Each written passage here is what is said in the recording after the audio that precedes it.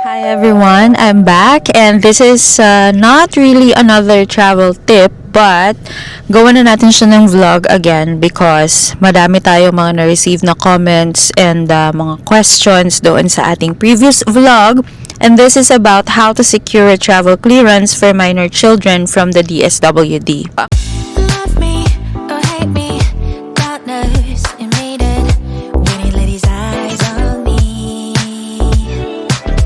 Yucky, ninini, get to know ya. Let me see Jack and God. How could you think I'm sweet? I'm sweet, so sweet.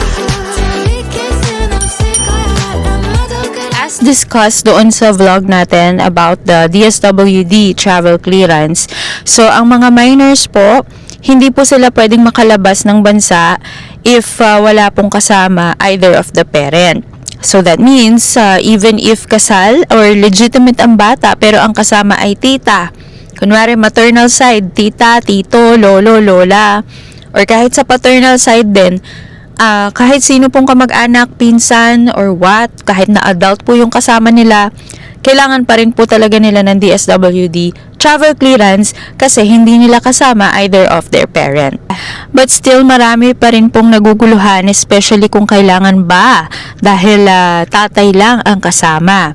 Or sometimes, meron din ako mga nare-receive na paulit-ulit na tanong na mother naman ang kasama, walang tatay.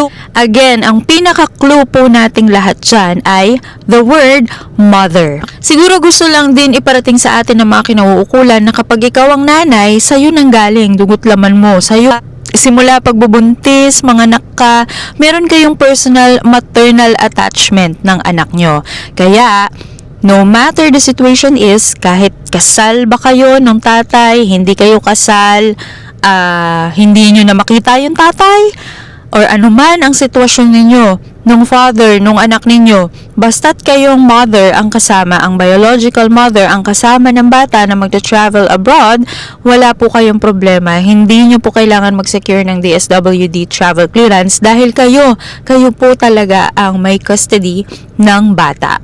Napansin ko kasi ang daming naguguluhan kahit doon sa TikTok video ko, tapos dito rin sa YouTube, ang daming nagko-comment. Actually, most of the comments naman ay about the process of, the new process of securing a DSWD travel clearance. Pero, marami pa rin kasing mga naguguluhan dahil tatanong nila sa akin, paano po ako yung mother pupunta po, yung tatay po nila ay ibang lahi, ganyan.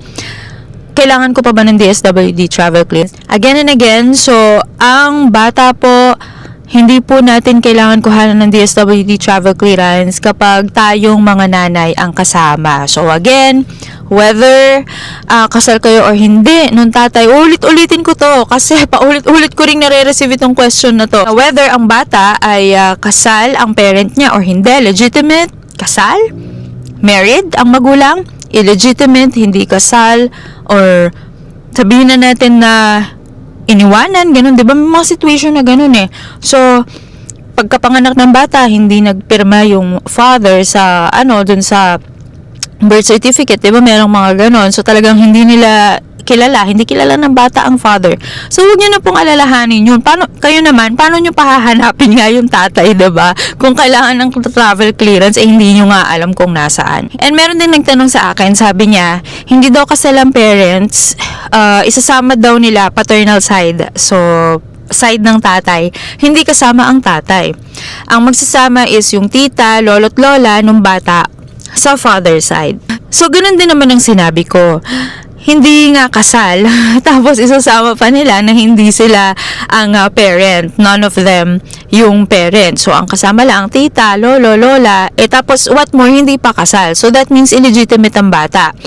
Ang kasi nila dyan is nakaapelido naman daw sa tatay yung bata. Again, kapag tinignan ng IO ang birth certificate ng bata, kahit nakaapelido pa yan sa inyo, pare-parehas kayo kasi nga paternal side. So, kahit na nakaapelido sa inyo, kapag tinignan yan ng IO, ang birth certificate ng bata, nakikita kasi doon kung married ang parents or hindi, 'di ba? So, doon pa lang mahuhuli na kayo. At saka, 'di ba? Hindi nga kasama yung parent walang kasamang parent. So, 'di ba?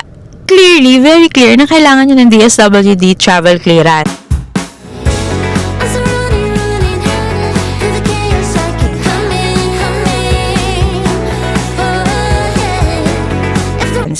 But, meron tayong exemption dyan. Kung ang minor o ang bata ay hindi Philippine passport holder, that means hindi niya kailangan ng DSWD travel clearance. Daan ninyo na ang DSWD travel clearance ay applicable lamang sa mga Philippine passport holders na minors.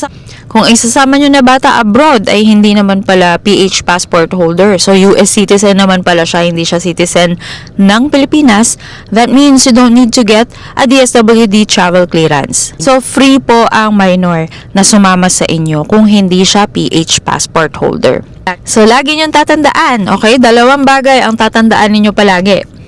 Una, ang mother, no matter what the situation is ng kasal or hindi kasal, kapag ang mother ay kasama ng bata na mag-travel abroad, there is no need for you to get a DSWD travel clearance.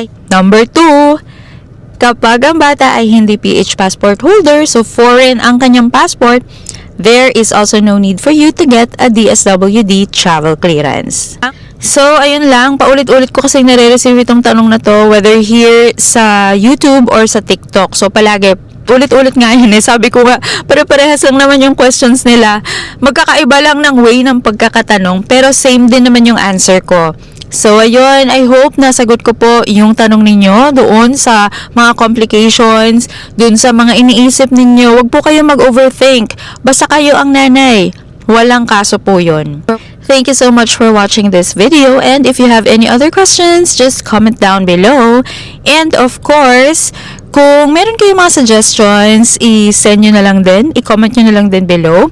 And don't forget to follow us. Don't forget to subscribe here on our YouTube channel for more travel tips and travel vlogs na rin. And of course, sa aking TikTok, please, follow nyo naman ako sa TikTok kasi mas marami ako mga short videos doon na mapapanood ninyo everyday about travel tips. Thanks and bye!